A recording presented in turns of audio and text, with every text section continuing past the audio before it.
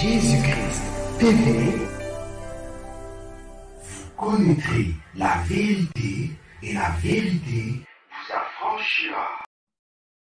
Lisons le chapitre 11 en entier. Or, la foi est une ferme assurance des choses qu'on espère, une démonstration de celles qu'on ne voit pas. Une démonstration. Tu ne vois pas encore la délivrance de tes enfants que le gouvernement allemand a pris. Tu crois qu'il y a la victoire. Une démonstration. Parce que nous, les chrétiens, nous voulons d'abord voir pour croire. Et il y a un disciple célèbre dans la Bible, un apôtre de Jésus qui célèbre. Son nom commence par T. Vous savez de qui il s'agit? T-H-O, Thomas. Après la résurrection, pourtant le Seigneur leur avait tellement enseigné que il faut que je meure, je serai ressuscité. J'irai vous préparer une place au ciel. Il a enseigné. Après la résurrection, il dit, Seigneur, montre-moi tes mains. Je vois les clous et autres. Je vois, il faut que je touche. C'est le contraire de ce que dit le verset 1. Le verset dit quoi? Une démonstration de ce qu'on ne voit pas. Le verset 1, Hébreu, le chapitre de la foi dans la Bible. Hébreu chapitre 11, verset 1. Or, la foi est quoi? Une ferme assurance des choses qu'on espère. J'attends la délivrance de Dieu. Le monde peut me dire que c'est fini. Ce juge unique allemand peut dire qu'il n'y a plus rien pour toi. Il n'y a plus rien pour vous.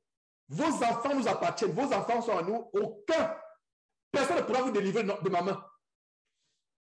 Là où l'homme dit qu'il y a un terminus, c'est là où Dieu plutôt met le point de départ. Notez cela, s'il vous plaît, mes frères et sœurs. Là où les sorciers et les démons et les ennemis ont dit qu'il y a un terminus point final dans votre vie, c'est là où Dieu met le début. C'est là où même le départ, le point de départ. Le terminus de Dieu, je vais dire le terminus des ennemis, le terminus du diable, des démons, le terminus des ennemis, c'est le point de départ de Dieu. Sois consolé par cette parole, ma soeur, mon frère. Le terminus, là où les hommes disent que c'est la fin, c'est le point final. Dieu met ça sur le début. C'est là où Dieu commence avec toi. Regardez ce qu'on a vu la dernière fois avec Nebuchadnezzar. Shadrach, Meshach et Abednego qui avaient refusé de se prosterner devant la statue d'or. Le roi, dans son orgueil, comme ce juge allemand a dit, qui peut vous délivrer de ma main? Qui peut vous délivrer? Personne ne va vous délivrer. Shadrach, Meshach et Abednego, dans Daniel chapitre 3, on dit, notre Dieu est puissant. Nous n'avons même pas te répondre là-dessus. Mais si il faut qu'on te réponde, notre Dieu va nous délivrer. Et il va nous... Donc, regardez. La fournaise ardente pour Shadrach et Meshach et Abednego était le terminal. Je vais dire le terminus. La fin de la vie de Shadrach, Meshach et Abednego sur terre. Alors que pour Dieu, c'était le départ de leur vie d'abondance, de prospérité et de paix en Babylone. Ainsi parle le Seigneur, sœur, retrouve ta foi. Si tu l'as perdu. Et si tu as perdu la foi, l'âme de Dieu ne prenait plus plaisir à toi. Retrouvons notre premier amour. C'était au sujet d'un enseignement de dimanche. C'est pour ça que je vous encourage à vous connecter à ces enseignements de dimanche. C'est là où on vient pour recevoir la délivrance, la consolation, la parole de Dieu délivre. Et ma prière, c'est que beaucoup de personnes sorties de cet enseignement aujourd'hui soient délivrées, ne soient plus les mêmes. Retrouve la foi, retrouve la joie de vivre. Et la foi entraîne quoi? La foi entraîne la dépression, la crise cardiaque, les maladies mentales. Les cabinets de cardiologues sont remplis de gens qui ont le manque de foi. Les cabinets de cardiologie. Encore faut-il que vous ayez les moyens pour aller voir un cardiologue. Ce n'est pas n'importe qui va voir un cardiologue. Mais leurs cabinets sont remplis de gens, qu'ils soient riches ou pas, surtout les riches. Pourquoi les riches aussi doivent aller chez les cardiologues? Parce que plus vous êtes riche, plus il y a des soucis. Est-ce que mon argent sera fructifié? Est-ce qu'on ne va pas me le voler? Est-ce qu'on ne va pas faire ceci? Le manque de foi tue. Le manque de foi détruit. Voilà un exemple. Le juste ne vivra pas la foi. Ceux qui ont le manque de foi, les hommes qui ne sont pas chrétiens, y compris les chrétiens qui ont manqué de foi, ça entraîne la mort. AVC, les maladies cardiovasculaires, la dépression, on déprime. Et d'autres maladies mentales, l'Alzheimer et autres, ça vient de quoi? Ça vient d'une vie de soucis, d'inquiétude. D'inquiétude. On vit avant le temps. Vous dites à quelqu'un que vous avez 30 ans, la personne pense que vous avez plutôt 65 ans. Parce que les soucis vous vieillissent. La paix du cœur, c'est la vie. La foi c'est l'oxygène. Là où les gens s'inquiètent, vous ne vous inquiétez pas. Les militaires entrent et ça va arriver de plus en plus. On va entrer dans les maisons, tirer les chrétiens des maisons et les fusiller. Ça va arriver. Ce qui s'est passé en Hébreux chapitre 11 va arriver. Ainsi parle le Seigneur, ça va arriver. Les temps sont mauvais. Si on ne garde pas la foi, on n'a rien. Le plus grand trésor d'un chrétien, c'est la foi. Gardons la foi. Si on n'a pas la foi, on n'est rien, absolument rien. Absolument rien. Gardons la foi, peuple de Dieu. Gardons la foi. La foi est agissante. La foi apporte le courage. La foi apporte le courage face aux ennemis. La foi apporte la quiétude. La foi apporte le calme, la paix, le repos. On dort en paix. Tu dors à peau fermée. Même s'il y a les ennemis qui rôdent à travers ta maison pour te tuer, tu es en paix. Et il faut que, je ne sais pas si Bertrand, tu es là, Bertrand, si tu es là, retrouve l'enseignement que j'avais fait, publie l'enseignement que j'avais fait sur la protection durant le sommeil. C'est urgent, c'est important, Bertrand, si tu es là. Publie-nous ça même aujourd'hui. Cet enseignement, si tu l'as dans tes fichiers, mets-nous cet enseignement sur YouTube, s'il te plaît. Aujourd'hui, si c'est possible, il est tellement important. La protection durant le sommeil. C'est un enseignement que j'avais fait, je ne sais pas quelle année. Alors, cet enseignement nous montre comment il y a des versets qui nous montrent que quand nous dormons, Dieu envoie les anges pour nous protéger. Moi, quand je vais au lit, je dis seulement, Seigneur Dieu, voilà ma maison, voilà mes enfants, voilà ma famille, protège-nous, s'il te plaît, selon ta volonté au nom de Jésus-Christ. Protège aussi les voisins. Protège mes frères et sœurs au loin, en Christ et dans la chair, mes parents dans la chair et mes frères et sœurs en Christ. Au nom de Jésus-Christ, amen, je m'endors. Quand mon matin arrive, je suis même surpris qu'il fait déjà matin. Ce n'est pas les caméras de sécurité qui vous protègent. Ce n'est pas les armées qui vous protègent. Regardez le président haïtien. Le dernier coup d'État, un pays gangréné par le coup d'État, année après année. Le dernier coup d'État en date, je ne sais pas si c'est l'année passée ou bien il y a plusieurs mois. Qu'est-ce qui s'est passé? Le président haïtien, il a été fusillé, lui et sa femme. Sa femme n'est pas morte, lui il est mort. Avec qui? La garde républicaine. Vous pensez que c'est le gardien qui a sa machette devant votre portail, comme ça se passe en Afrique? Quand je suis parti en visite à ma soeur, je voyais devant ce portail un gardien avec une machette. Dans mon cœur, je me disais, mais cette machette, c'est pas ça qui protège. Moi, je ne voulais pas le lui dire pour ne pas blesser ma grande soeur et en passant chrétien, devant être sage. Ce n'est pas tout ce qui est important. Qu'il faut être, tout ce que vous avez dans votre cœur que vous devez dire. Mais là, mon cœur, j'ai vu le gardien avec sa petite machette. Et bon, j'avoue que j'ai dit ça indirectement à ma grande soeur lors d'un enseignement biblique, mais pas directement.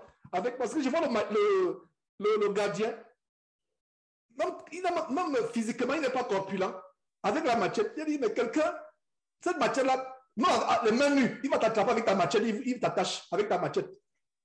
Même ça, avec les mains nues, il vient avec ta machette, il t'attache, il te laisse avec ta machette, il va cambrioler la maison. Donc quand je le regardais avec la machette se balader la nuit là, dans mon cœur, je me disais vraiment, est-ce que ces gens comprennent que ce n'est pas la machette avec ce gardien qui protège?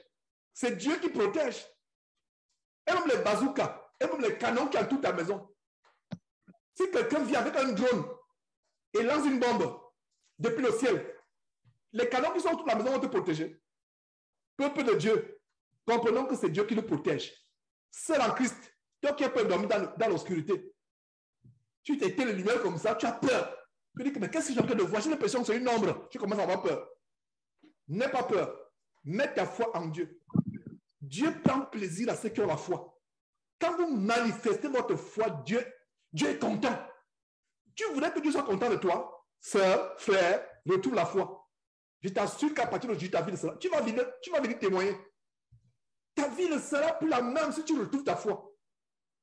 Mais malheureusement, les prophéties de la fin des temps qui ont été données à l'apôtre Paul, c'est que dans les fins des temps, beaucoup abandonnent la foi.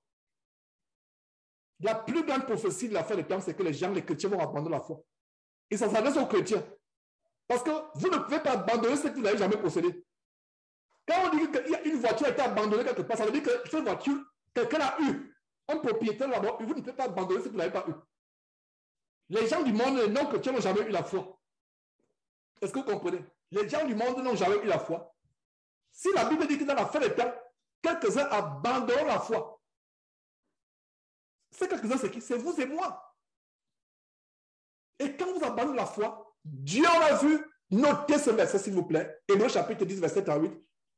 L'âme de Dieu se retire de toi. L'âme de Dieu, je vais dire que quoi? C'est pas que l'âme de Dieu se retire de toi. Je vais dire que l'âme de Dieu ne prend plus plaisir à toi. C'est voilà, je corrige. L'âme de Dieu ne prend plus plaisir à toi. Quand tu te retires de la foi, l'âme de Dieu ne prend plus plaisir à toi. Dis ce verset. L'âme de Dieu ne prend plus plaisir à toi. Garde la foi. N'aie pas peur. Il y a des gens qui disent, oh, ma mère est sorcière, je ne vais plus rendre visite. Mon père est sorcier. Oh là là.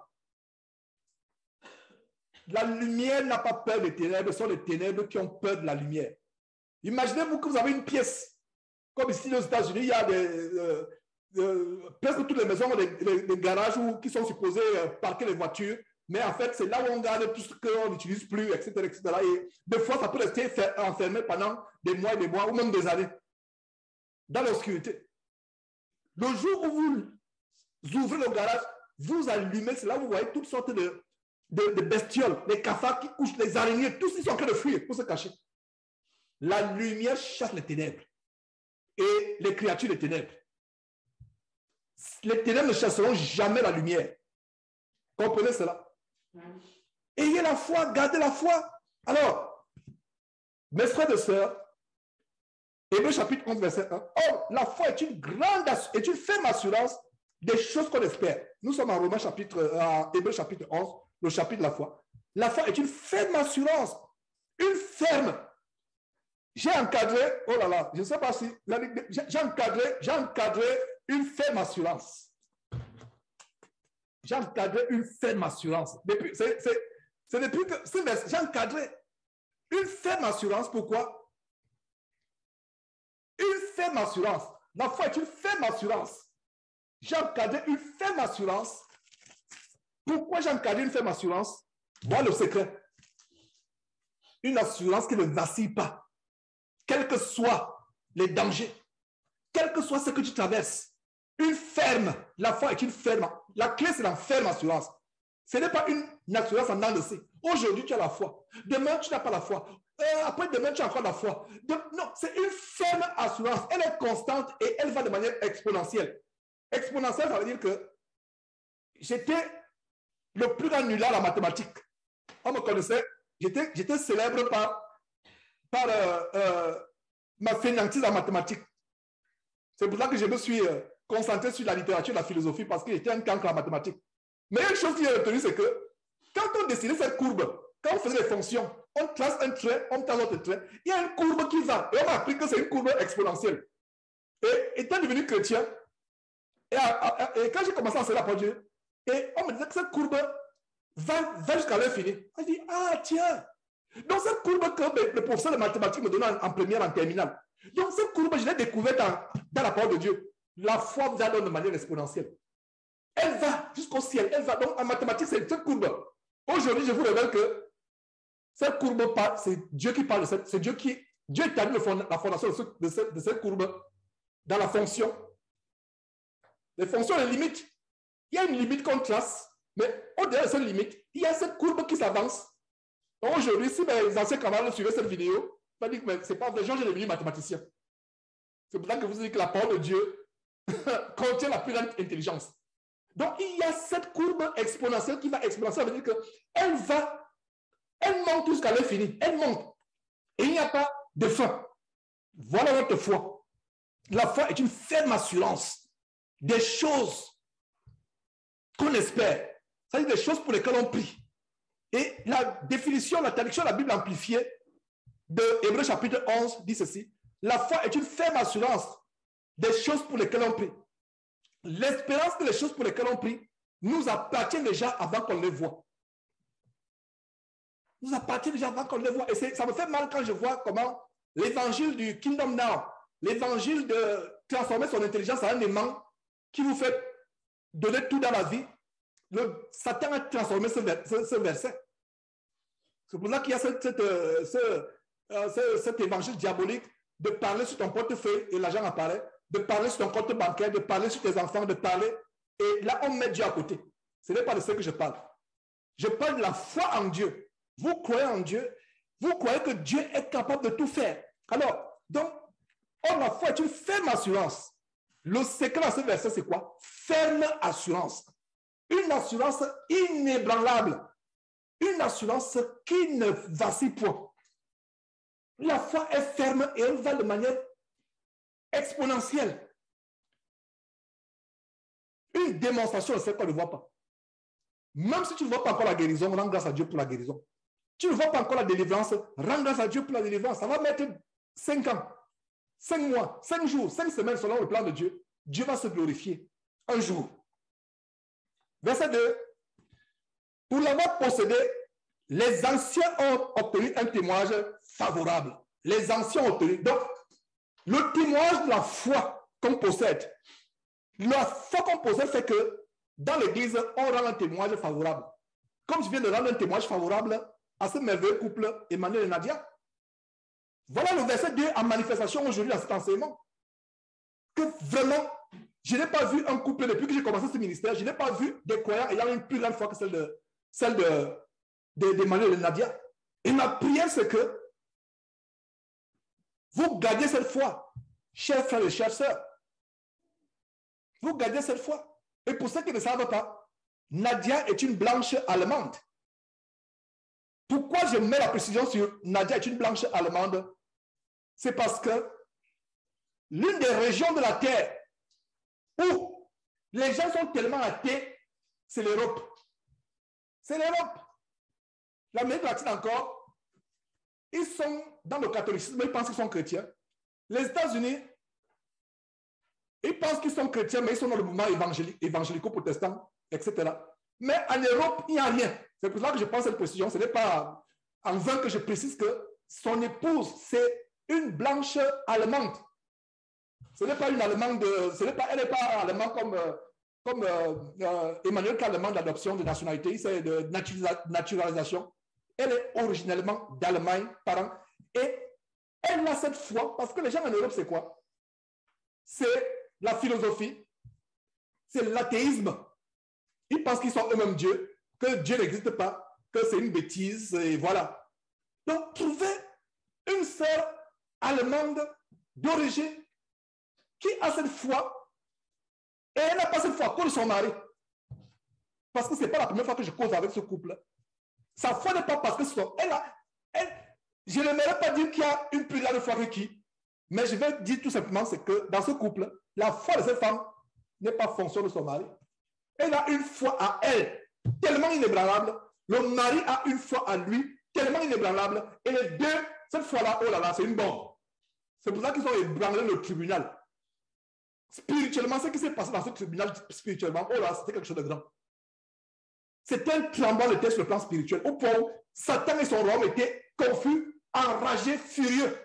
Jusqu'à dire que même l'enfant qui est dans le ventre là, qui va naître en janvier, on va le prendre. Non. C'est ça une foi. Et pour l'avoir possédé, les anciens ont reçu un témoignage favorable. Seul en Christ, frère en Christ. Si tu n'as pas la foi, tu n'auras pas un témoignage favorable. Tu peux chanter comme le plus grand chanteur du monde, plus que Michael Jackson. Tu peux, je ne sais pas, enseigner comme le plus grand enseignant, enseigner même plus que Billy Graham. Mais quand tu n'as pas la foi, tu n'as pas un témoignage favorable. Tu ne peux pas. Est-ce que vous voyez le verset 2? Pour l'avoir possédé, donc la foi, on peut la posséder. Et j'ai dit que c'est le plus grand trésor. Donc regardez vos souliers aussi possédés. Donc pour l'avoir possédé, frère en Christ, à partir d'aujourd'hui, possède ta foi comme un trésor. Ne perds pas la foi. Garde la foi. Pour l'avoir possédé, les anciens ont obtenu un témoignage favorable. C'est pour ça qu'en pleine assemblée, je peux nommer le nom d'un couple pour dire que voilà, je témoigne que moi-même j'ai vu, j'ai écouté, j'ai perçu. Waouh! Voilà la foi. Ferme. Tuez les enfants, prenez-les. Coupez mon pied. Coupez tant que mon âme est toujours là. Coupez ma main, percez mes yeux. Tant que mon âme est là, je vais... Et vous comprenez quoi? Le diable sait que il peut couper pour vous tuer. Si vous avez gardé votre foi, vous serez ressuscité. Il le sait. Le diable croit à la résurrection et à l'enlèvement de l'Église plus que vous et moi. Je reprends. Le diable croit à l'enlèvement de l'Église à l'entrée au royaume de Dieu, plus que vous et moi. Il a été au ciel. Il sait ce que c'est le ciel. C'est pour ça qu'il fera tout pour empêcher que nous entrions au ciel. Alors, il va vouloir toucher ton cœur, à ton corps, pardon, comme il a fait avec Job. Monter ta femme contre toi, comme il a fait avec Job. Tuer tous tes enfants, comme il a fait avec Job. Ravir toute ta richesse, comme il a fait avec Job. Mais vous savez ce qu'il n'a pas pu par à Job? Job a gardé la foi. Et aujourd'hui, Job a tout un livre à lui seul, parmi les 66 livres de la Bible. Conclusion, le verset 2 s'est accompli par rapport à la vie de Job. Pour l'avoir possédé, les anciens comme Job ont reçu un témoignage favorable.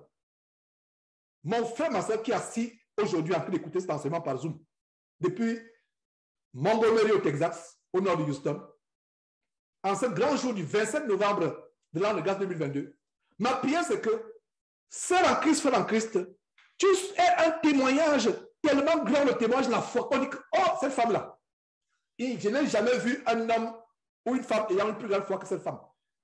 Cette sœur-là, ce frère-là, je n'ai jamais vu un homme ou une femme ayant une plus grande foi que ce frère. J'espère que vous avez bien compris le verset 2. C'est par la foi que nous reconnaissons que le monde a été formé par la parole de Dieu en sorte que ce qu'on voit n'a pas été créé des choses visibles. Verset 4, c'est par la foi qu'Abel offrit à Dieu un sacrifice plus excellent que celui de Caïn.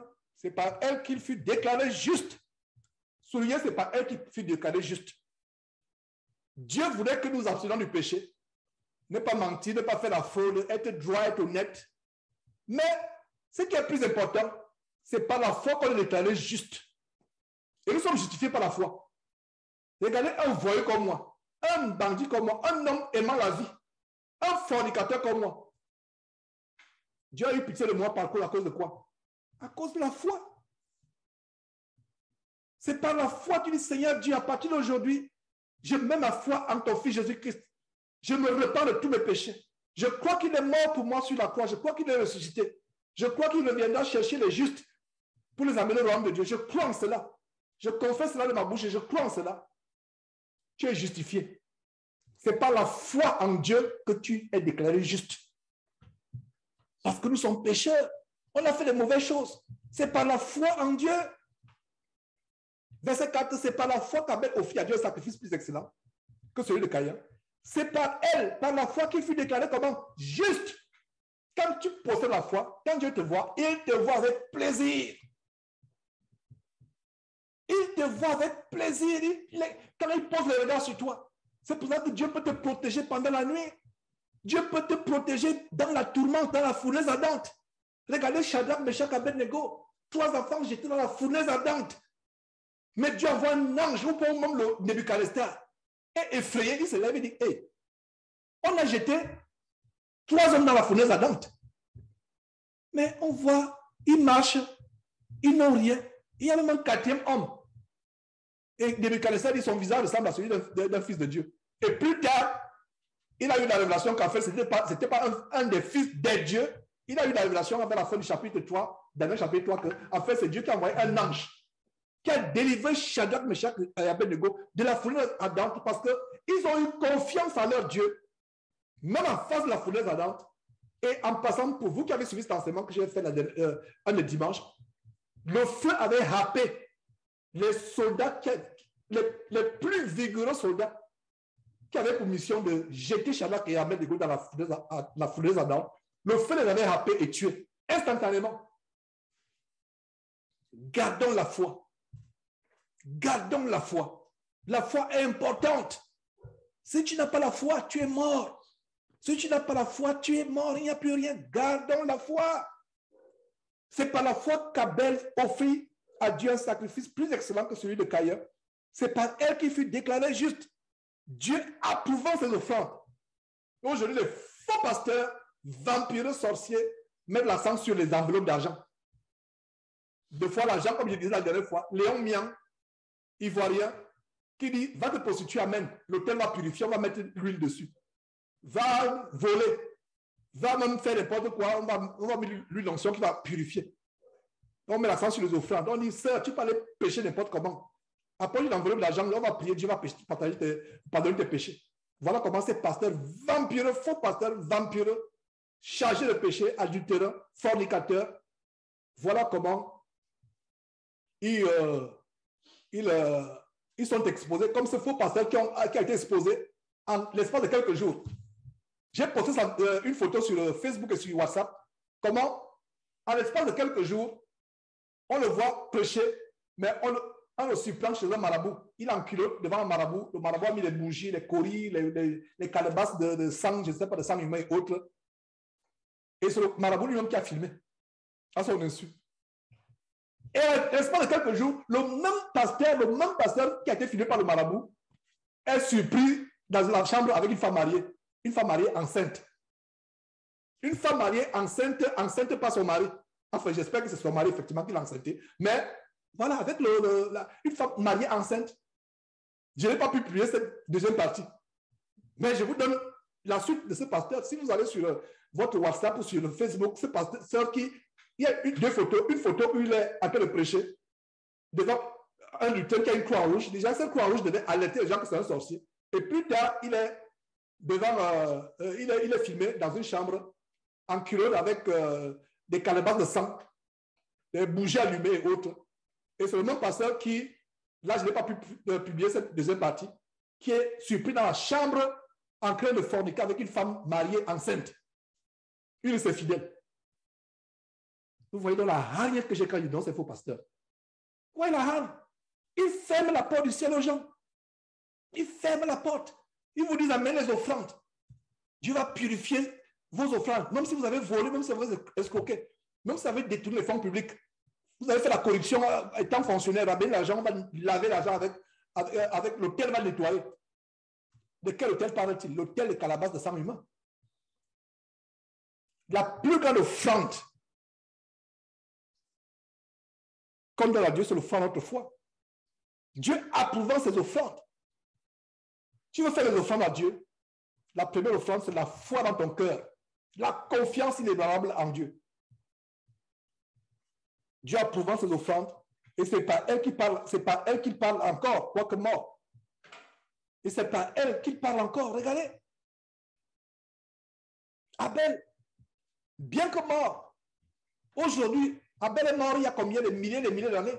Mais aujourd'hui, je continue à vous parler d'Abel. Voilà de quoi ce verset parle. À cause de quoi? À cause de sa foi. Frère, sœur, la foi que tu as en Dieu fera que dans l'église de Dieu, on te reconnaîtra comme étant quelqu'un de tellement élevé. Pas l'élévation, la fausse gloire que les faux pasteurs Masoro, Kalambiri, Kastanou et Kalambiri vous enseignent, la fausse gloire, c'est l'élévation du monde, l'élévation franc-maçonnique. Mais la vraie élévation, dans l'humilité, c'est la foi en Dieu. Verset 5.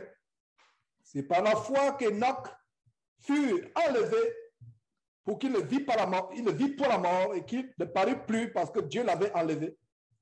Car avant son enlèvement, il avait reçu le témoignage qu'il était agréable à Dieu. Voilà.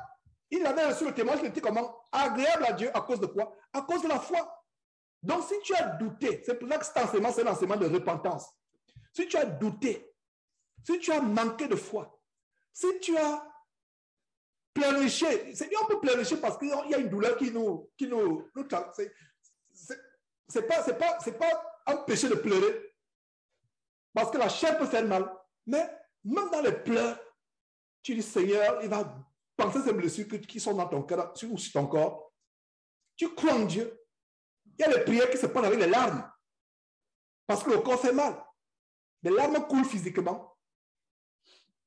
Mais dans le cœur, c'est larmes de joie parce que tu sais que Dieu est avec toi. Aimons Dieu, mes frères et sœurs, retrouvons notre premier amour. Quand je parle la dernière fois qu'on a perdu notre premier amour, je parle aussi de quoi? Je parle de la foi. Parce que justement, le premier amour se perd par quoi? Le premier amour se perd par la foi. Quand vous et moi, on venait d'être convertis, oh là là, oh là là, Joe Biden pouvait envoyer tous ses chars, je ne sais pas, des Navy ou des Marines pour venir nous bombarder. On les attend avec les cantiques, en chantant les cantiques. Voilà la foi. Mes frères. Mais on avait cette foi qu'on venait de convertir. Mais plus les années passent, les années passent, on perd cette foi. On perd cette foi. C'est ça. Il reçoit un témoignage agréable. Si vous n'avez pas la foi, vous recevez un témoignage comment? Désagréable, le contraire. Lisez la parole de Dieu avec les contraires. Quand vous voyez un mot, visualisez le contraire de ce mot. Et non qu'à reçu une foi comment? Agréable. En conclusion, si toi, mon frère qui m'écoute, toi, ma soeur qui m'écoute, tu n'as pas la foi, tu reçois devant Dieu un témoignage comment? Désagréable. Et je vais lire le verset 6 qu'on a lu précédemment. Or, sans la foi, il est impossible d'être agréable à Dieu. Car il faut que celui qui s'approche de Dieu, croit que Dieu existe et qu'il est le rémunérateur de celui qui le cherche. Qui le cherche comment? Dans la foi. Le rémunérateur, c'est-à-dire le salaire de la foi. La foi a un salaire. Soulignez le rémunérateur. Quand on parle de la rémunération, c'est un mot qui signifie tout simplement le salaire. Le rémunérateur, donc il paie le salaire, qui le cherche par la foi. Le salaire de la foi, il y a un salaire de la foi. Ce verset nous montre le salaire de la foi. Pour ceux qui cherchent Dieu avec foi, ils ont un salaire. Dieu est leur rémunérateur. Dieu est celui qui leur paye le salaire. Et ce salaire n'a rien à voir avec les salaires éphémères passagers de cette terre. Verset 7. C'est par la foi que Noé, divinement averti des choses qu'on ne voyait pas encore, et saisi d'une crainte respectueuse. Regarde la crainte. Et la foi s'accompagne de la crainte. Aujourd'hui, ces pasteurs qui prient avec les coups tendus, il a le micro, le cou tendu, comme si... Vous comprenez qu'ils sont en train de parler avec les démons qui leur font ouvrir ces ministères. Parce que quand on a la foi, cette foi s'accompagne avec la crainte. Même l'attitude que vous avez dans la prière, c'est une attitude de respect. Vous êtes devant Dieu. C'est face contre terre que vous, devant Dieu, dans la crainte, dans la soumission. Aujourd'hui, ils ont les micros, ils sont là, ils prient. Et depuis que j'ai commencé à les dénoncer, ils font maintenant semblant.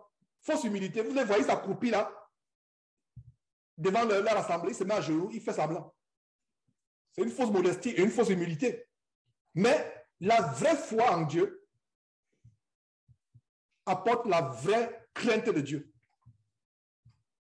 C'est pas la foi que Noé, divinement averti des choses qu'on ne voyait pas encore, et saisi d'une crainte respectueuse, construisit une arche pour sauver sa famille. C'est par elle qu'il condamna le monde et devint héritier de la justice qui s'obtient par la foi. Verset 8, c'est par la foi qu'Abraham, lors de sa vocation, obéit et partit pour un lieu qu'il devait recevoir en héritage. Et qu'il partit sans savoir où il allait. Sans savoir où il allait. Dieu vous dit, levez-vous, allez à gauche. Vous éprouvez, ça vient vraiment de Dieu. Parce qu'il faut aussi éprouver. Dieu vous dit, allez à gauche, allez à droite, allez au nord, allez au sud. Éprouvez d'abord. Et si vous êtes dans le doute, priez, demandez un signe à Dieu. Un signe difficile. Et si ça vient de Dieu, Dieu va confirmer. Et quand Dieu confirme, vous n'allez pas la foi, même si vous ne savez pas où vous allez. Il peut arriver, imaginez, il peut arriver un jour, ça peut arriver, un jour que je vous dise que mes frères et sœurs, ainsi par le Seigneur, le ministère ne va plus continuer sur Jésus-Christ TV. Peut-être le ministère va continuer en Amazonie. Il dit seulement conforte aux enfants en Amazonie. Abandonne, laissons derrière tout ce qu'il y a derrière ici. Je prends l'exemple. Ça peut arriver. Et si ça arrive, on s'en va. Donc c'est ça, par la foi. Abraham se leva, prit sa femme, ses serviteurs, ses servantes, les servants de sa femme. Il partit sans savoir où il allait, par la foi, de manière aveugle. Les gens du monde disent que l'amour est aveugle. C'est quelque chose qu'on entend dans ce monde, l'amour aveugle, l'amour aveugle. Non, non, non, non. L'amour n'est pas aveugle. Je connais quelque chose qui est aveugle, c'est la foi qui est aveugle. Sur la base de Hébreux chapitre 10, chapitre 11, verset 8. La foi est aveugle. Vous ne voyez pas encore quelque chose. Vous croyez que Dieu vous l'a déjà donné. Ceux qui ont la foi sont des aveugles. Mais ceux qui ont les yeux bien ouverts, ils veulent d'abord bien voir ce que Dieu leur a donné. Non, vous n'avez pas la foi. Vous suivez l'exemple de Thomas. Abraham va, il se lève avec sa femme, ses serviteurs, ses servantes. Ils vont vers un lieu, ils ne savent même pas pourquoi, là où il va, il se lève. Il obéit à Dieu. Voilà la foi, comment la foi agit. C'est par la foi qu'il va s'établir dans la terre promise, comme dans une terre étrangère, habitant sous des tentes. Ainsi qu'Isaac et Jacob, les co-héritiers de la promesse. Verset 10, car il attendait la cité qui a le fondement solide, dont celle dont Dieu est l'architecte et le constructeur. C'est la même cité que nous attendons. Quand le Seigneur Jésus reviendra chercher l'église, nous chercher, il va nous amener dans cette cité céleste. Rien à voir avec la cité d'aujourd'hui. Vous voyez, je suis parti, je parle encore de la dénonciation chez l'église abominable des Mormons. Je vous assure que la caméra ne montre pas la réalité. Quand je suis revenu, j'ai dit à Confort que là-bas, ton morceau de pain peut tomber au sol, tu le manges sans problème. Je ne sais pas s'il lave ce sol, rien que le sol dehors, les murs du bâtiment. Ça peut impressionner les gens, mais nous, chrétiens, nous savons que ces choses seront détruites un jour. Donc, pourquoi je reviens? C'est que c'était tellement propre. Ce temple de Mormon, là où j'ai fait la dénonciation, tellement propre, tellement immaculé. Je vous assure que la caméra ne montre pas la réalité. En réalité, c'est tellement propre.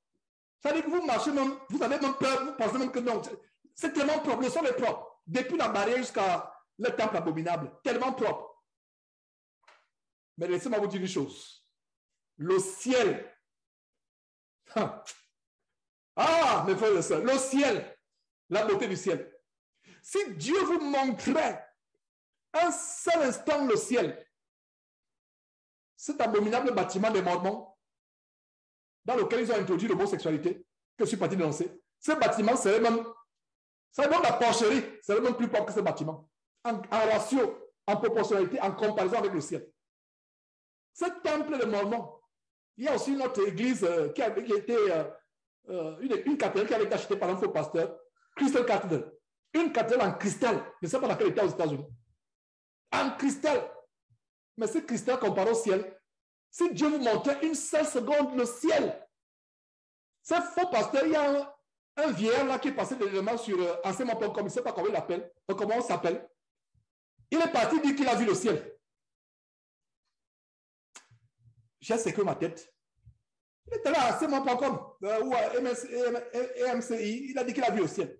Ce bandit vieillard, faux pasteur vampire, dit qu'il a vu le ciel. Et vous-même, vous savez de quel ciel vous parlez? C'est le ciel peut-être, vous voulez plutôt dire, vous avez visité le fond de la mer. C'est ce que vous voulez dire. C'est plutôt le fond de la mer que tu voulais dire. J'ai visité le ciel, j'étais au ciel. J'espère que tu devais plutôt dire, j'étais sous le fond, j'ai visité le fond de la mer. Pour aller rencontrer la reine de la côte. Et non le ciel. Donc Dieu nous montre le ciel, mes frères et sœurs. Tu seras fou. Tu vas appeler tout. Tu vas devenir fou. Mon frère, ma soeur, si Dieu te montre le ciel. Dieu m'a montré le ciel, tu écris un livre, tu vends. C'est plutôt le fond de la mer que Dieu, en te guidant avec petit t'a montré. Ce n'est pas le ciel. Le ciel est tellement beau. La cité dont parle Hébreux chapitre 11. Ils attendaient Jacob, Abraham, Isaac attendait cette cité. Nous aussi, nous attendons cette cité. Elle est tellement belle. Les plus beaux bâtiments de ce monde, comparés à cette cité, sont même, la porcherie est même mieux que cette cité. Si Dieu, vous allez voir. Donc, ce que je trouvais merveilleux là, c'est plus qu'une porcherie. C'est plus qu'une fausse sceptique. Comparez les cathédrales en cristal, comme cette chapelle cathédrale de Mormon où j'ai des dénoncé la dernière fois. Comparez. Ça n'a rien à voir avec le ciel. Le ciel, je dis qu'il ne restera pierre sur pierre qui ne soit détruit. L'église de Dieu, ce n'est pas un bâtiment. L'église de Dieu, c'est vous et moi avec qui nous partageons une foi, nous qui partageons la même foi en Christ, la même foi que Christ avait. C'est ça l'église. Donc il y a une cité. J'espère que ces paroles que je viens de vous donner vont vous donner l'engouement d'aller au ciel. Il y a des gens qui me disent, mais Georges, comment est le ciel? Est-ce que tu peux faire des enseignements sur vraiment le ciel? Non, je dis non. Sœur, frère, tu vas l'enseignement sur le ciel. Garde la foi, plaît à Dieu, garde la sanctification, tu auras l'enseignement en direct au ciel. Tu n'auras même plus besoin, parce que comment c'est là-bas? Est-ce qu'on fait ceci? Est-ce qu'on mange? Comment on va faire? Va. Parce à quoi te sert-il de savoir tout ce qu'il y a au ciel et tu te joues à l'enfer? À quoi? Tu as été enseigné sur le ciel, la beauté du ciel, et tu te trouves en enfer éternellement. Ça va tout simplement augmenter ta douleur dans l'éternité, dans les flammes de feu et de soufre en enfer. D'éternité à l'éternité, tu disais que... Pourtant, j'avais eu un avant-goût du ciel sur Jésus-Christ TV. Pourtant, j'avais un avant-goût du ciel. Pourtant, on m'avait prêché. Et voilà, tu te trouves en enfer. Et tu te trouves en enfer avec qui? Avec ton collègue franc-maçon ou ton collègue homosexuel. Il va dire, ah, toi, si tu es ici, comment tu te trouves ici? Moi, j'étais homosexuel, mais toi, tu avais la Bible tous les jours. Mais comment ça fait que tu es dans ce feu avec moi? Voilà, mes frères et sœurs. Soyons fermes. Continuons ce chapitre. Verset 10. Car il attendait la cité qui a le solide fondement. C'est donc Dieu l'architecte et le constructeur. Verset 11. Car c'est par la foi que Sarah elle-même, malgré son âge avancé, fut rendue capable d'avoir une postérité. Parce qu'elle fait quoi? Elle douta. C'est ce que vous lisez. Parce qu'elle s'inquiéta. Oh, regarde, est-ce que je peux encore accoucher? Regarde le ventre tout ridé. Est-ce que... Non. Parce qu'elle crut à la fidélité de celui qui avait fait les promesses. Voilà pourquoi Sarah a pu concevoir. Une femme qui va vers 100 ans, qui a presque 100 ans. Qu'en est-il des malaises de grossesse? Qu'en est-il de pousser cet enfant quand il est sur le point de venir au monde? Qu'en est-il maintenant d'allaiter cet enfant? Où devaient venir les seins? Imaginez-vous, je n'ai jamais vu le corps d'une femme de près de 100 ans, mais j'essaie d'imaginer les rides sur tout le corps. Où sont les seins pour allaiter l'enfant? Imaginez-vous le jeune Isaac, comme les Américains disent, a bouncing baby boy. C'est-à-dire que vous savez, quand les Américains disent bouncing baby boy, c'est-à-dire qu'un enfant, imaginez-vous une balle de basket bien pompée d'air. Vous la tapez, elle saute à gauche, à droite. Voilà l'expression pour dire qu'un enfant tellement plein d'énergie, comme une balle de basket que vous tapez, elle saute à gauche, à droite. Bouncing. Donc, imaginez-vous, un enfant qui saute à gauche, à droite. Il faut courir. Imaginez-vous, la mère après dit, mais Isaac, reviens ici. Ne cours pas avec ne va pas avec cette gazelle. Fais attention. Vous pensez que c'est les fables que nous lisons? C'est la réalité. C'est la vérité. Elle crut. Elle ne s'est pas souciée. Bien de fois, nous raisonnons. Est-ce que, ah, vraiment, ah, je prends de l'âge. Est-ce que je peux encore accoucher? Est-ce que je peux encore faire ceci? Est-ce que, quand c'est la volonté de Dieu? En fait, comprenons que, frères et sœurs, c'est la volonté de Dieu qui s'accomplit dans notre vie. Personne ne peut la changer. Les démons ont dit que tu n'accoucheras pas. Les sorciers ont dit que tu n'accoucheras pas. Si c'est la volonté de Dieu, tu vas accoucher. Même ici aux États-Unis, dernièrement, il y a une femme de 72 ans qui a accouché. 72 ans. Il y a quelques jours, c'est pas quelques semaines, pardon, quelques semaines. Comment a-t-elle fait? Elle a accouché, 72 ans. Ça a choqué la science. La science a été confuse. Parce qu'ils disent qu'à partir de 45 ans, là, c'est difficile. À partir même de 40 ans, c'est difficile. Non. C'est pas impossible. Rien n'est impossible à Dieu. Voilà. Verset 10. Car il attendait la cité qui a de solides fondements. Voilà, j'avais déjà lu cela. Et on a aussi lu le verset 11. Verset 12. C'est pourquoi d'un seul homme déjà usé de corps, le verset parle d'Abraham, naquit une postérité nombreuse comme les étoiles du ciel, comme le sable qui est sur le bord de la mer et qu'on ne peut compter. Est-ce que vous comprenez que vous et moi aujourd'hui, nous sommes aussi des enfants d'Abraham par adoption? Verset 13. C'est dans la foi qu'ils sont tous morts, sans avoir obtenu les choses promises, mais les ont vus et salués de loin, reconnaissant qu'ils étaient étrangers et voyageurs sur la terre. C'est ce que nous devons reconnaître, qu'on est de passage sur terre, on est de passage. Cette terre n'est pas notre destination finale, on est de passage sur terre. Verset 14, ceux qui parlaient ainsi montrent qu'ils cherchaient une patrie.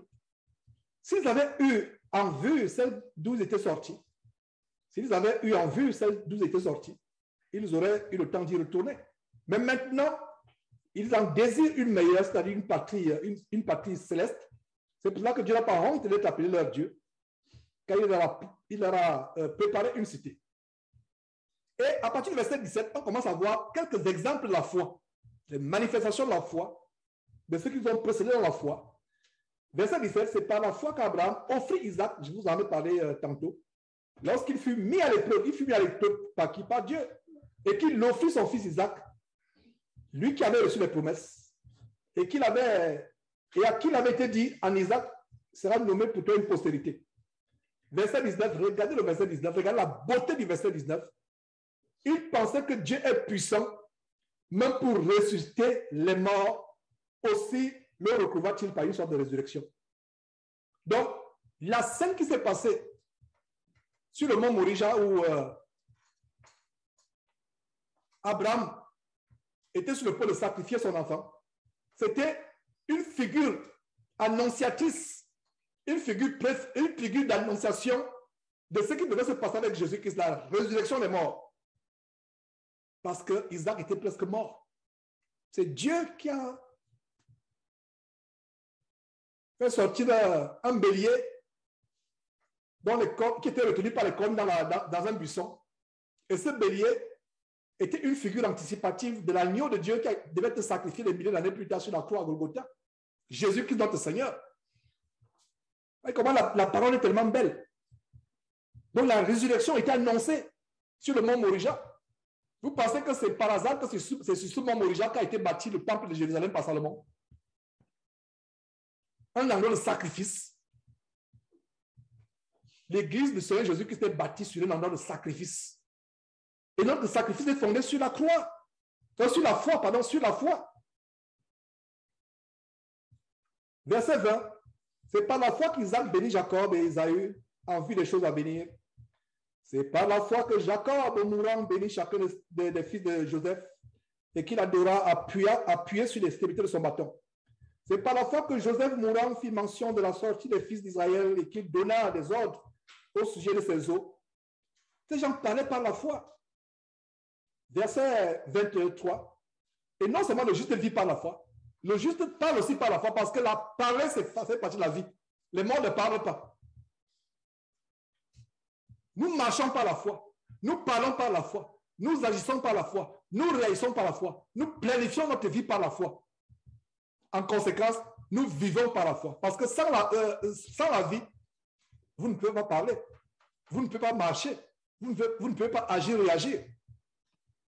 Donc ces gens parlaient par la foi. Verset 23. C'est par la foi que Moïse, à sa naissance, fut caché pendant 3 mois par ses parents, parce qu'ils virent que l'enfant était beau et ils ne craignirent pas l'ordre du roi. Je l'ai dit encore sur le juge unique, avec le cas d'Emmanuel et Nadia. Ils ne craignirent pas l'ordre de Pharaon. Ils ne craignirent pas, ils n'eurent pas peur. Lorsque tous les enfants nouveau-nés, nés des Hébreux, on devait les tuer. La foi qui a été donnée par les parents de Moïse, peu importe ce qui va arriver, qu'on nous tue, qu'on nous crucifie, qu'on nous pende, qu'on nous scie, qu'on nous découpe, on n'a pas peur du roi. Nous n'allons pas livrer notre enfant à Moloch. Et qu'est-ce que c'est pas justement? Et c'est une parole de consolation pour Emmanuel, pour Nadia et pour tous les frères et sœurs qui suivent cet enseignement, surtout les parents. Ils sont séparés de l'enfant parce qu'ils craignaient Dieu et non pas le roi. Ils sont séparés de l'enfant. Ils ont mis l'enfant si vous avez lu cette histoire, ils ont mis l'enfant dans une sorte de corbeille en jonc pour l'enfant ne pouvait pas se noyer. Et regardez le plan de Dieu, c'est la fille de Pharaon, la propre fille même du roi, qui vient découvrir l'enfant, qui prend l'enfant. Est-ce que vous voyez le plan de Dieu? Donc, qu'on prenne vos enfants, qu'on prenne nos enfants, Dieu a un plan pour eux. C'est cet enfant, Moïse, qui deviendra plus tard le potentiel remplaçant de Pharaon. Et mieux encore, Dieu a dit non. Être remplaçant de Pharaon, ça c'est les choses de la terre, c'est petit. Je vais faire de toi celui qui va diriger mon peuple vers la terre promise. Mais, qu'est-ce qui s'est passé? Imaginez-vous la douleur des parents de Moïse quand ils sont séparés de Moïse, bébé. 1 million de bébés. Et les enfants, oh là là, quand ils sont bébés, je vous assure que c'est pour ça que quand le diable attaque un de vos enfants, comme ça s'est passé dimanche, si vous n'avez pas la foi, vous commencez à avoir les vertus, c'est même vous qui allez vous évanouir. Il faut une foi. Un nouveau-né tellement inoffensif, tellement mignon. Quand tu le vois, tes yeux pétillent de joie. Et maintenant, tu vois combien il est en train de mourir. Il faut avoir la foi. Moïse était mignon. Moïse était j'imagine un beau bébé. Les parents de Moïse regardent l'enfant comme ça. Ils disent que non, l'enfant ne sera pas mort. On va pas non, on préfère pas mourir. Ils sont séparés de l'enfant. Et quand ils sont séparés de l'enfant, est-ce qu'ils attendaient à voir encore l'enfant? Elle a une histoire, j'ai fait l'étude approfondie de Genèse. Et elle a suivi cette étude. Les parents de Moïse, plutôt d'Exode, elle a suivi cette étude. Approfondie d'Exode, où on parle de cette histoire. Les parents de Moïse ne s'attendaient pas à ce que, pour eux, ils s'étaient déjà séparés des enfants. Ils ne pensaient même pas encore qu'ils pouvaient revoir l'enfant un jour. Qu'est-ce qui se passe? Dieu inspire la grande sœur de Moïse. J'imagine Marie, qui a eu la lèpre plus tard. J'imagine Marie qui a eu la lèpre plus tard. Dieu inspire à Marie de dire à la fille du pharaon, je connais une femme qui peut l'allaiter. Cette maman qui pensait que c'était séparée de son enfant, c'est elle maintenant qui allaite encore. Quel bonheur pour une femme d'allaiter son enfant. Quel bonheur pour une femme. Donc c'est elle qui a allaité l'enfant jusqu'à ce que l'enfant soit sévré. Et plus tard, elle savait où était l'enfant. Elle savait que l'enfant était devenu le potentiel successeur de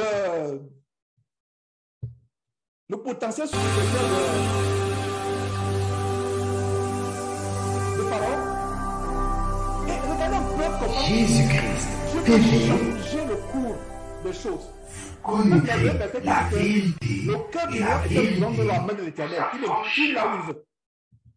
Le roi qui avait ordonné que tous les enfants hébreux soient tués, maintenant, sa propre fille lui dit, papa, tu sais ce que je t'amène? Tu sais ce que j'ai découvert au bord du fleuve? Un enfant hébreu. Le papa dit, hein? Mais ce sont ces enfants hébreux que nous sommes en train de tuer et tu m'amènes un hébreu. Tuons-le. C'est ça que le papa dit? Non.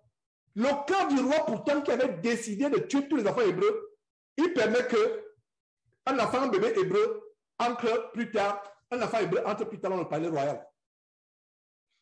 Parlez-moi de Dieu. Voilà le Dieu que j'adore. Voilà le Dieu que je connais.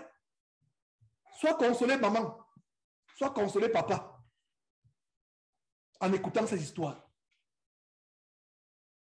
Et ce qui est arrivé à Emmanuel et Nadia, ne pensez pas que ça peut. C'est seulement eux. Oh là là, ne pensez pas. Les temps difficiles arrivent. Les temps difficiles arrivent. Ne pensez pas. Rappelez-vous de ce que je suis en train de dire aujourd'hui. Parents chrétiens, soyez prêts. Je change en disant soyons prêts. Ne pensez pas. Soyons prêts. Les choses difficiles vont arriver. Que vous soyez au Gabon, Cameroun, Sénégal, Canada et autres, soyons prêts. Nos enfants nous seront arrachés. Soyons prêts. Vous pensez que ces histoires qui ont été données par rapport à l'histoire, par exemple, de Moïse, tous les enfants qui devaient être tués, vous pensez que ça a été donné pour embellir nos Bibles, pour que nos Bibles soient épaisses? Non. C'est pour nous qui sommes parvenus à la fin du temps, pour que ces histoires nous encouragent à garder la foi. Pour que ces histoires nous préparent aux temps difficiles qui arrivent. Aux temps difficiles qui arrivent. Regardez donc comment le roi qui a pris la décision de tuer tous les enfants des Hébreux, c'est le même roi encore qui a créé un enfant des Hébreux. Et je suis persuadé que après avoir reçu un enfant des Hébreux dans le palais royal, ce décret n'avait plus de sens. Là, il devait se contenir lui-même. Comment se fait que nous tuons tous les enfants des Hébreux, tous les enfants hébreux, et ma fille encore un enfant hébreu? Est-ce que vous voyez? Le livre d'Exode ne dit pas qu'après la décision s'est arrêtée. Non, mais j'interprète avec la sagesse que Dieu nous a donnée pour dire que non, ça devait être illogique qu'il prenne un enfant hébreu et continue à tuer les autres enfants. Je pense qu'avec cet enfant, le génocide des enfants hébreux s'est arrêté. Voilà ma propre... Je peux me tromper, mais ça, c'est ma conviction personnelle. Croyez à la parole de Dieu, ne croyez pas à ma conviction. Mais ma conviction, c'est que le génocide s'est arrêté. Regardez comment, à cause de la foi des parents de Moïse, qui n'ont pas créé le roi Pharaon, qui ont préféré exposer l'enfant, les crocodiles. J'ai suivi les documentaires sur les gros crocodiles blancs du Nil. Les crocodiles pouvaient dévorer l'enfant. Les gros serpents du Nil. Si vous avez le temps, allez vous amuser sur Internet, cherchez le Nil, faites des documentaires sur le Nil. Le Nil. Les créatures du Nil étaient des créatures monstrueuses, surtout au temps. Il n'y avait pas encore la technologie qui menace la faune. Il n'y avait pas. À l'époque, c'était encore vraiment, c'était la nature était dans toute sa barbarie, dans toute sa sauvagerie. Les reptiles, les gros serpents, les crocodiles, les monstres marins du Nil, les monstres du Nil. Et qu'est-ce qui se passe? Les parents n'ont pas dit, on a peur. L'enfant sera peut-être avalé par un anaconda du Nil. L'enfant sera mangé par un gros crocodile blanc du Nil. Non, ils n'ont pas eu peur. Ils ont dit, nous allons déposer l'enfant. Il faut la foi. Et la Bible va commencer à voir au début du verset que pour avoir posé la foi, en Hébreux chapitre 11, verset 2, les anciens ont reçu un témoignage favorable. Voilà comment, des milliers d'années plus tard, en ce dimanche 27 novembre de l'an 2022, je suis en train de vous parler des mamans, des parents de Moïse. Je suis en train de vous parler des parents du bébé à l'époque, bébé Moïse à l'époque, de ses parents. Et ils sont un exemple pour nous. Ils n'ont pas réfléchi. Bien des fois, nos raisonnements tuent notre foi. Oh, mais tu es sûr qu'il faut aller déposer l'enfant? Mais c'est mieux qu'il l'enfant, peut-être que nous-mêmes, je ne sais pas, est-ce qu'on le tue? Tu allais pour exposer l'enfant pour qu'il meure dans la forêt, pour qu'il soit mangé par un fauve, par un crocodile, par un anaconda, dans le Nil. Ils n'ont pas réfléchi. La foi est aveugle. J'ai dit tout à l'heure que le monde dit l'amour est aveugle. Non, l'amour n'est pas aveugle. C'est la foi qui est aveugle. Tu ne réfléchis pas. Tu crois en Dieu. Oh, mes frères, je serais désolé, je serais obligé de raccourcir cet enseignement parce que nous allons passer à la deuxième partie bientôt. C'est par la foi où ils sont tous morts. Il a obtenu des choses. Non, je suis reparti en arrière. Voilà, verset 23. C'est par la foi que Moïse, à sa naissance, fut caché. Pendant combien? 3 mois par ses parents. Avant que ses parents aillent le mettre, il a été caché pendant 3 mois. Ils n'ont pas eu peur. Ils ont caché l'enfant parce qu'ils virent que l'enfant était beau. Voilà, c'est ce que je vous disais. L'enfant était beau. Ça veut dire que quand vous regardez l'enfant, votre cœur fondait comme du beurre sous le soleil. Votre cœur fondait, vous regardez le bébé Moïse comme ça. Tu regardes l'enfant comme ça, ton cœur fond. L'enfant était beau. Il cachait le bébé. L'enfant était beau. Et il ne craignit pas l'ordre du roi. La crainte est mauvaise, mon frère, ma soeur. La peur nous met dans les portes fermées. La peur tue notre foi. Ayons peur d'une seule chose, ayons peur d'avoir peur. Ayons peur de perdre la foi. La peur n'est pas bonne. Ayons peur d'une seule chose, ayons peur d'avoir peur.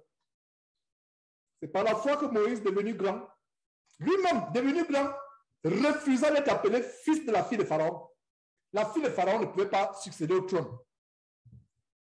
Mais le fils de la fille de Pharaon, c'est lui qui devait succéder. Mais il refusa. Aimant mieux être maltraité avec le peuple. Regardez par la foi. Tu préfères être maltraité par le peuple de Dieu et d'avoir pour un temps la justice du péché. Pour un temps la justice du péché. Pour un temps. Regarde les passions qui sont aujourd'hui dans le monde. Voilà maintenant la coupe du monde, la folie, la passion qui se passe maintenant au Qatar. Je ne sais pas si c'est au Qatar, j'espère que c'est au Qatar. La coupe du monde des passions. Il y a même des chrétiens Et sûr qu'il y a beaucoup qui ne sont pas venus aujourd'hui à cause de la Coupe du Monde. Je dis non. Georges, j'irai le suivre après.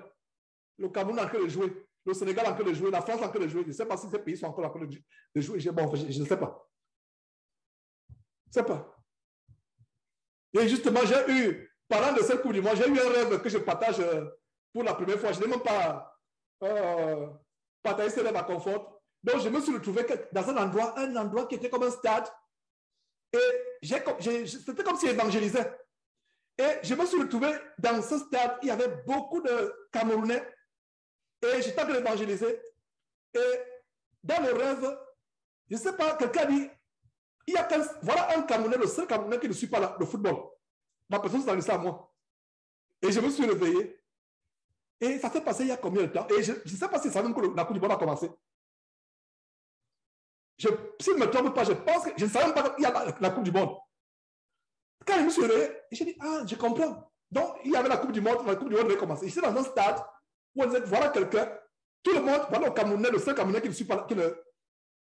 Et je pense que vous l'avez dit un jour, ou il y a quelques jours, vous l'avez dit que j'étais tellement passionné par le football. Je pouvais, c'est-à-dire que sortir presque nu dehors quand le Cameroun avait marqué. J'étais fou. Mais après avoir suivi les émissions, les documentaires, comment ces choses sont associées à la magie, au sacrifice, montrez-moi un seul joueur qui ne fait pas la magie, qui ne pratique pas. C'est les choses qu'on vous impose, surtout quand vous arrivez dans la compétition de haut niveau. On vous impose et qu'est-ce qui se passe? Vous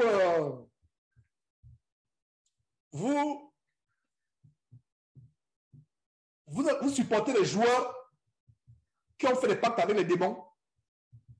Vous les supportez. Qu'est-ce qui peut amener quelqu'un à se lever pendant le matin, à casser son téléviseur, à casser tout Fiat à sa maison? Il y a une vidéo, je pense que j'avais posté une vidéo comme cela. Quelqu'un il casse tout. Parce que le but, on a raté un but. C'est la folie. Il y a une vidéo, je pense que j'ai cette vidéo dans mes archives. Une vidéo de quelqu'un a tiré, un joueur a tiré dans les buts, les goals, les buts. On a bien vu la balle partir et la balle est revenue.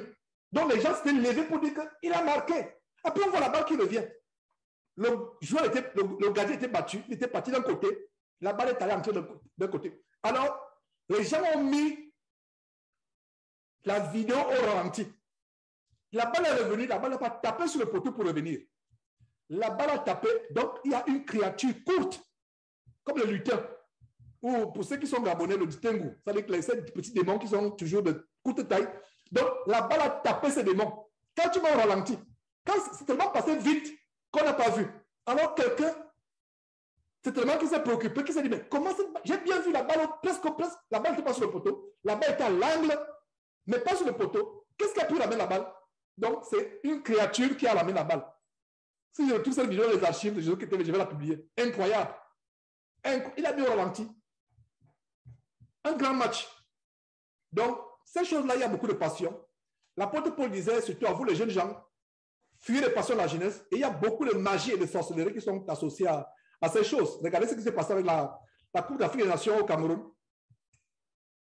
J'ai dénoncé, avant que la Coupe d'Afrique ne commence, les gens sont moqués de moi. Les gens m'ont fait la guerre sur YouTube, sur Facebook, surtout sur Facebook.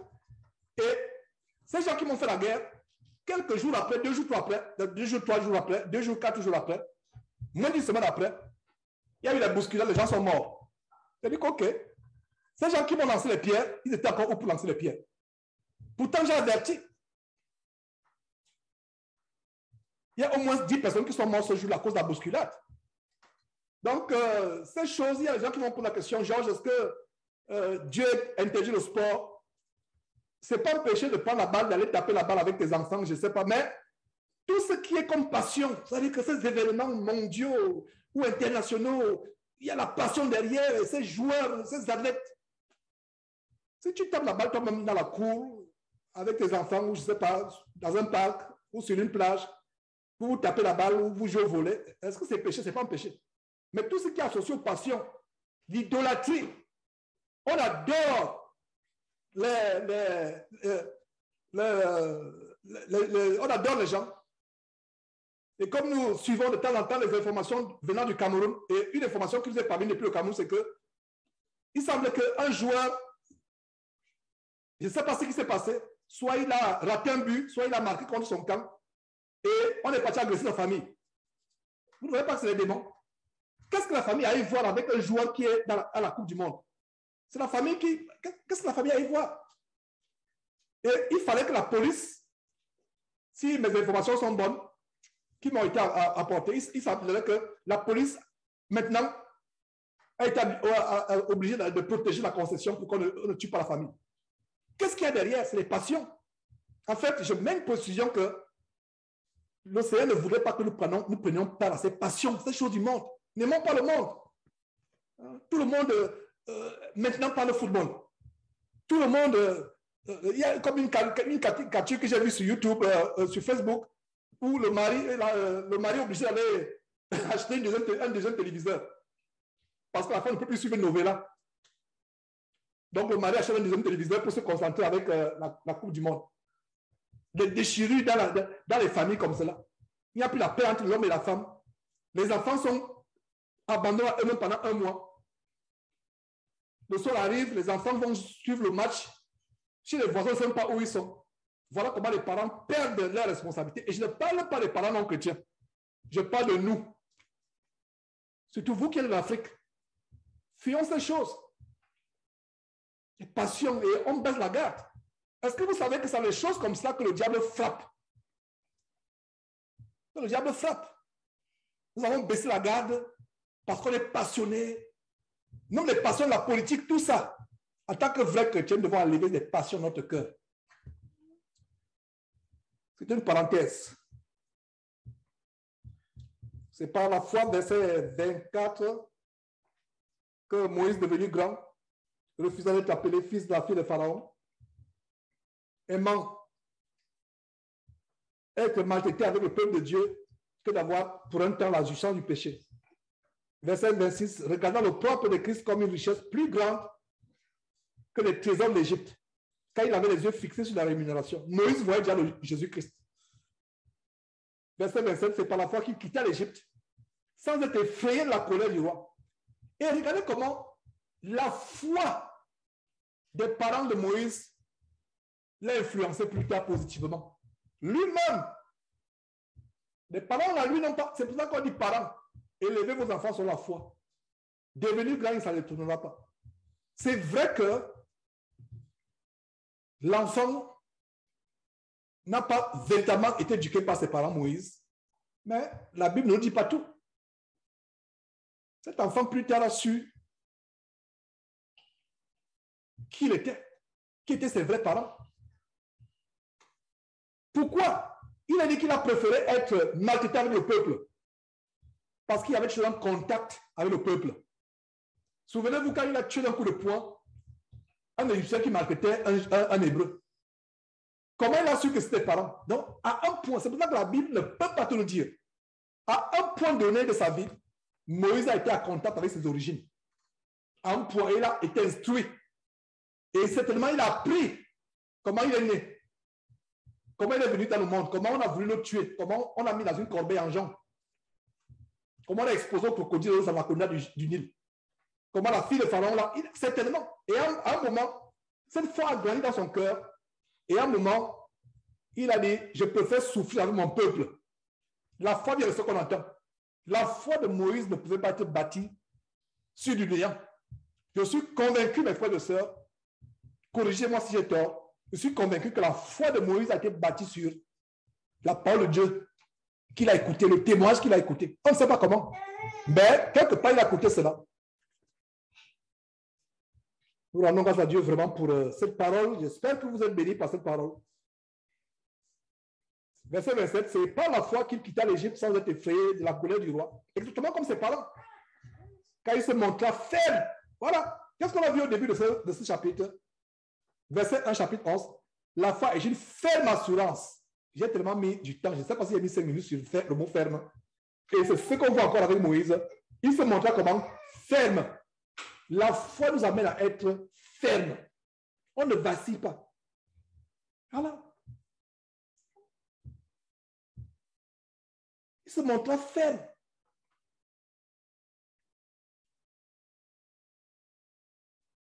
Comme voyant celui qui est invisible. Exactement, Moïse. On ne peut pas voir comme celui, on ne peut pas voir celui qui est invisible, mais comme voyant celui qui est invisible. La foi est une ferme espérance des choses, est une ferme assurance des choses qu'on espère, une démonstration de celles qu'on ne voit pas. On a vu cela au verset 1 du chapitre, exactement avec Moïse. Il voyait comme voyant ce qui est invisible, il voyait ce qui est invisible. Par la foi, nous voyons ce qui est invisible. Verset 28, c'est par la foi qu'il fit la Pâque et l'expression du sang. Donc, il annonçait déjà la mort de Jésus-Christ pour vous et moi. Incroyable. Par la foi, afin que l'exterminateur ne touchât pas au premier-né de l'Israélite. Verset 29, c'est par la foi qu'ils traversèrent la mer Rouge comme un lieu sec, tandis que les Égyptiens qui en firent la tentative furent engloutis. Verset 1, c'est par la foi que les murs de Jéricho tombèrent après qu'on eut fait le tour pendant 7 jours. 31, verset 31, c'est par la foi que Rahab, la prostituée, ne périt pas avec les rebelles parce qu'elle avait reçu les espions avec bienveillance. Verset 32, et que dirais-je encore? Car le temps me manquerait, effectivement, le temps nous manquerait de dire toutes ces choses.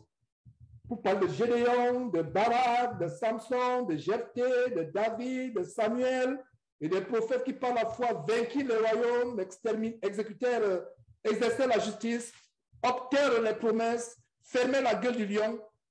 Ça fait référence à Daniel, en Daniel chapitre 6. Étayèrent la puissance du feu. Ça fait référence à Shadrach, Meshach et Abednego dans Daniel chapitre 3. Échappèrent le tranchant de l'épée, guéris de leur maladie, furent vainqueurs à la guerre, mis en fuite des armées étrangères. Verset 35, les femmes recouvrèrent leur mort par la résurrection. D'autres furent livrés au tourment et n'acceptaient pas la délivrance afin d'obtenir une meilleure résurrection. D'autres même n'acceptaient pas la délivrance. Ils disaient, mais Seigneur Dieu, je préfère mourir et être en route vers le ciel. D'autres n'acceptaient pas. Est-ce que vous voyez l'exemple de ces croyants? Ils n'acceptaient pas, ils disaient, non Seigneur, je sais que tu peux me délivrer, mais je n'accepte pas, je préfère être avec toi. Avons-nous ce genre de foi? Nous n'avons pas. Les femmes recouvrèrent leur mort par la résurrection, d'autres furent livrés au tourment sur verset 35 et n'acceptèrent point la délivrance afin d'obtenir une meilleure résurrection. D'autres subirent les moqueries. Quelle moquerie nous ne recevons pas aujourd'hui? Ah, ce gars-là est fou. Regarde. Donc tout ce qu'il fait aux États-Unis, pourtant il avait un grand avenir. Mais aujourd'hui, il aurait pu être un homme important, un homme influent dans ce monde. Mais tout ce qu'il fait, c'est prêcher l'évangile.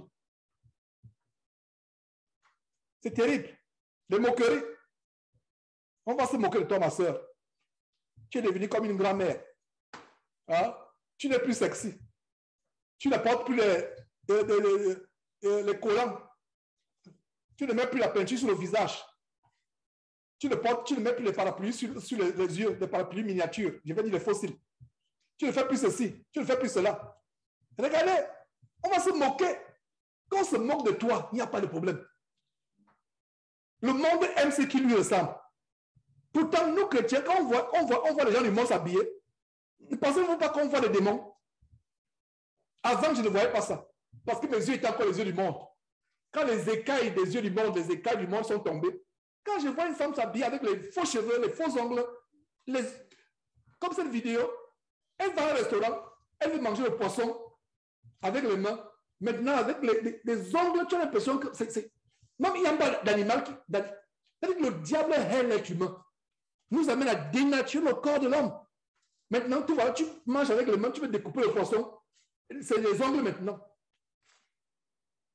Mais je me demande comment ces gens-là font. Même pour se nettoyer, pour faire sa toilette, comment il fait avec ces ongles-là? Qu'en est-il de préparer? Qu'en est-il? Seul en Christ. Sois simple. Sois comme Dieu t'a créé.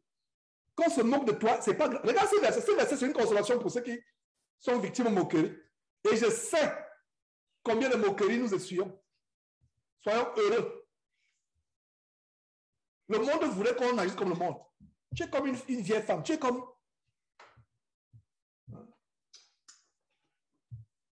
Dernièrement encore, je ne sais pas si vous êtes témoin de cela.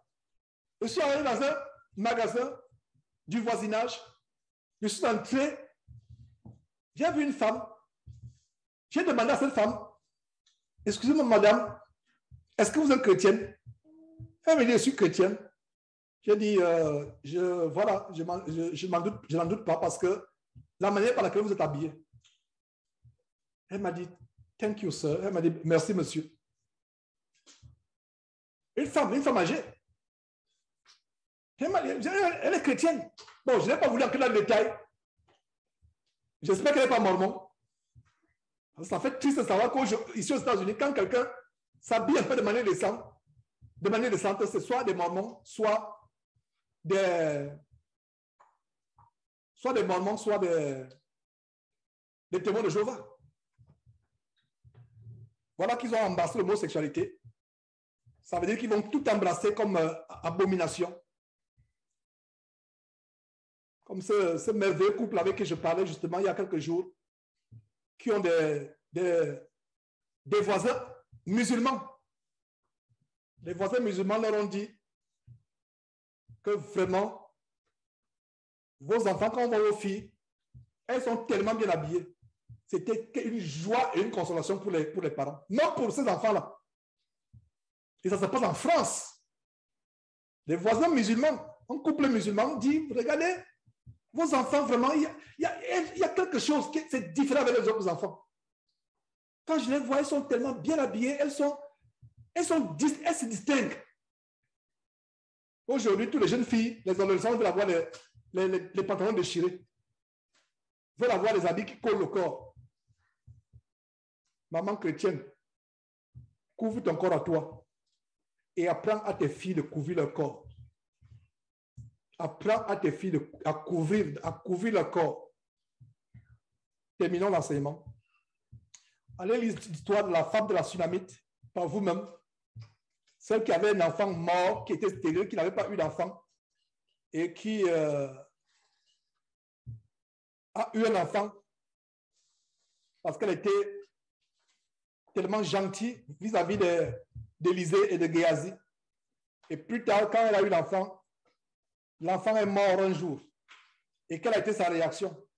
Allez lire pour voir si elle s'est roulée dans la poussière, dans la cour pour alerter tout le voisinage en criant. Allez lire ce qu'elle a fait. Et qu'est-ce qui est arrivé à l'enfant? Est-ce que l'enfant est ressuscité? Est-ce que l'enfant... C'est une très belle histoire. On va s'arrêter dans quelques minutes ici à ce niveau. Les femmes... voilà, d'autres femmes subissent la moquerie. Il s'agit des femmes. Et d'autres personnes qui furent livrées au tourment. Des chrétiens qui ont précédé au 1er siècle. Au verset 26, d'autres de ces chrétiens subissent la moquerie comme vous et moi. Et le fouet, la chaîne et la prison, le fouet. Le fouet peut être physique ou psychologique. Comme le fouet qui a été appliqué depuis des longs mois sur le corps de Nadia et de son époux. Parce que la douleur d'une femme par rapport à ses enfants n'est pas la même hauteur que la douleur d'un homme. Parce que la femme est plus émotionnellement attachée à l'enfant depuis le ventre, le cordon ombilical. C'est pour ça que je mets l'accent d'abord sur Nadia. Frères et sœurs, surtout mes frères, vous ne pouvez pas savoir une chose. C'est pour ça que si vous avez une femme qui manque de foi, ne soyez pas dur vis-à-vis d'elle par rapport aux enfants. C'est la sagesse. Je ne mets pas qu'en plus d'enseignement, dès que l'enseignement finit, vous commencez à agresser votre femme en disant, mais regarde ce que j'ai enseigné aujourd'hui. Tu passes le temps à t'inquiéter, tu penses, non, frère, je t'arrête, je dénonce tes élans. Ne va pas agresser la salle après cet enseignement. Comprenez que, surtout concernant les enfants, il y a une relation émotionnelle plus grande entre l'enfant et la mère qu'entre le papa et l'enfant. Pourquoi? Ce n'est pas moi qui ai fait les choses ainsi, c'est Dieu. La relation d'un enfant la relation entre un enfant et sa mère commence dès la conception, quand cet embryon, ce petit fœtus presque invisible commence à picoter dans le bas-ventre. Et cette relation se poursuit vers 9 mois, jusqu'à 9 mois. C'est pour cela qu'il y a des fois, tu surprends ton épouse en train de converser avec, tu as l'impression qu'elle est dans une pièce avec quelqu'un, alors que c'est avec l'enfant qu'elle converse. Je ne sais pas. Il m'est arrivé de surprendre confort en train de converser avec l'enfant dans le ventre. C'est une relation tellement intime. L'enfant ressent tes émotions. C'est pour ça que quand c'est la question enceinte, fais attention pour tes émotions sont importantes. Se mettre en colère, manquer de foi, s'inquiéter, ça affecte l'enfant. Ça affecte l'enfant. Et il y a une relation tellement grande avec la mère, entre la mère et l'enfant. Et c'est pour ça que cet enseignement, c'est un enseignement d'encouragement, c'est pas un enseignement de blâmer. Oh, non, regarde, j'ai enseigné, tu manques de foi. Non, non. Encourage-la avec douceur à avoir la foi. Ne la menace pas, ne l'agresse pas. Donc, frère, je prends le devant, je ne sais pas de quel frère je parle, mais frère, je prends le devant avec beaucoup de douceur. Nos sœurs en Christ, surtout concernant les enfants, il faut avoir une foi hors du commun comme ça de Nadia. Parce qu'il y a de l'émotion, c'est naturel. Mais notre foi nous amène à aller au-delà du naturel. Notre foi nous amène à aller au-delà du naturel.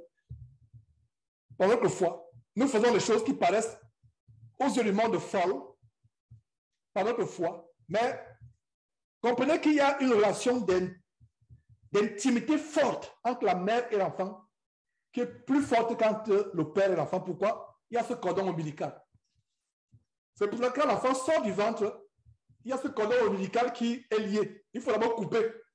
Donc, même jusqu'à ce que l'enfant sorte du ventre, tu colles la mère. Il faut couper le cordon ombilical. Et ce cordon ne se coupe pas. Même s'il est coupé physiquement, il continue émotionnellement. C'est pour ça que quand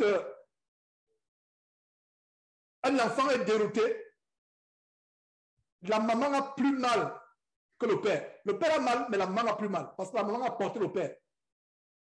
La maman a porté, la maman a porté l'enfant, excusez-moi. La maman a porté l'enfant. Le père n'a pas porté l'enfant. Et donc, il y a cette relation tellement forte. Donc, c'est une parenthèse aussi que j'ouvre. Frères en Christ, encouragez vos épouses dans la foi. Avec beaucoup de douceur, avec beaucoup de patience. Et la foi vient de ce qu'on entend. Enseignez-leur la parole de Dieu. Plus elles écoutent la parole, plus la foi va grandir. Ne les brusquez pas. La foi ne vient pas par force. La foi ne vient pas par force. Ne forcez pas. Oh, il faut avoir la foi. Non. La foi ne vient pas. Sinon, je viendrai ici chaque dimanche vous forcer. Mais je viens pour vous encourager. Et encourager de même vos épouses avec beaucoup de douceur. Y compris nos enfants. S'ils manquent de foi, encourageons-les avec beaucoup d'amour, beaucoup de douceur, beaucoup de patience à ce qu'ils aient la foi. On ne peut pas forcer. Et s'il y a une chose concernant nous, les parents qui avons les enfants, s'il y a une chose que vous ne pouvez pas encourager, il y a une sœur en Christ qui était avec nous il y a quelques jours.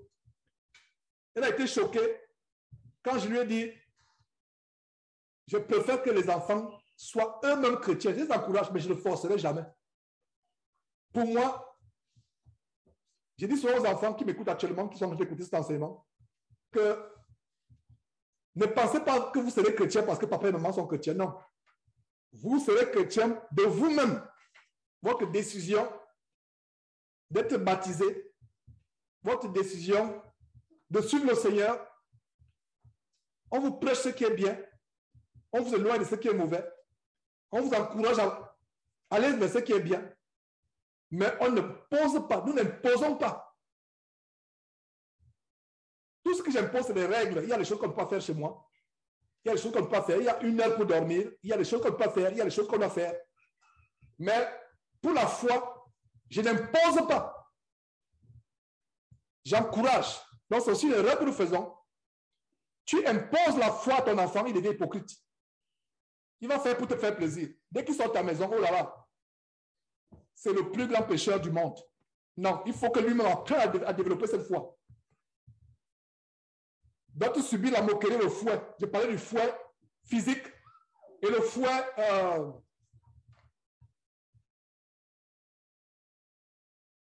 je parlais du fouet physique et du fouet émotionnel. Parce que les gens m'ont dit que moi, je n'ai jamais subi le fouet. Mais il y a des couples qui ont subi le fouet. Le gouvernement qui arrache tes enfants, qui arrache vos enfants, c'est le fouet qui vous fouette. Si vous n'avez pas la foi, oh là là, ça sera les cauchemars tous les jours. Vous voyez? D'autres subir le fouet, la moquerie, les chaînes de la prison. Verset 37, ils furent lapidés, sciés, torturés, ils moururent tués par l'épée. Ces choses vont arriver de plus en plus. Ils allèrent ça et là, vêtus de peau de brebis et de peau de chèvre, dénués de tout, persécutés, maltraités. Eux, dans le monde, ils n'étaient pas dits. Effectivement. Le monde, pour nous, le monde, nous ne sommes pas dits du monde. Nous ne sommes pas dits du monde. Errant dans le désert. Aujourd'hui, au monde, nous avons des maisons. Mais eux, ils n'avaient pas de maison. Ils erraient dans le désert. Est-ce que vous savez le froid qu'il y a dans le désert? Est-ce que vous savez le vent qui souffle dans le désert? La nuit, quand le vent souffle dans le désert, vous dormez à la belle étoile. Vous avez l'impression que vous passez le couteau sur le corps. J'ai visité un désert au Sénégal. C'était en 1992. 30 ans après, j'ai encore dans la tête les effets du désert. Ça ne rit pas. Ça ne rit pas. Donc aujourd'hui, on peut avoir la grâce d'avoir les maisons.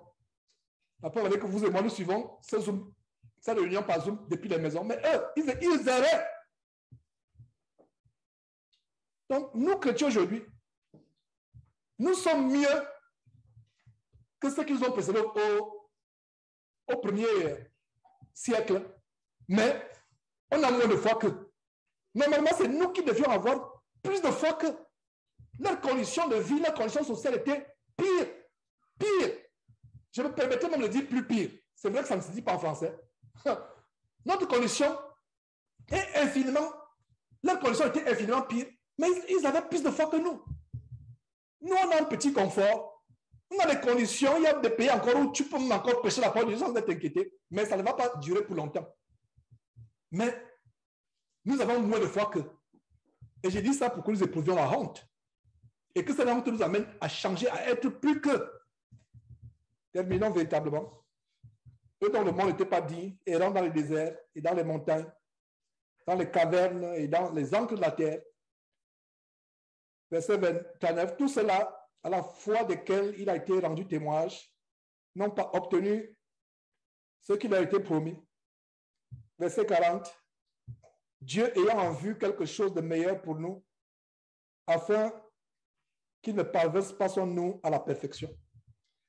Je vais m'arrêter là, mes frères et sœurs, et je vais lever un mot de prière pour mettre fin à cet enseignement. Et nous allons passer à la deuxième partie de cette réunion Zoom. Éternel Dieu, une fois encore, pardonne-nous notre manque de foi. Pardonne-nous nos inquiétudes, nos soucis, nos anxiétés, nos murmures, nos lamentations, qui n'étaient que la manifestation du manque de foi, du doute, de la peur, des inquiétudes. Seigneur Dieu, donne-nous d'être transformés par cet enseignement d'aujourd'hui, de devenir des meilleures créatures, de devenir des meilleurs chrétiens, afin que ton âme, ô grand Dieu, continue à prendre plaisir à nous. Merci infiniment pour cet enseignement. Au nom de Jésus-Christ. Amen. Voilà, mes frères, je vais faire ceci. Amen, amen.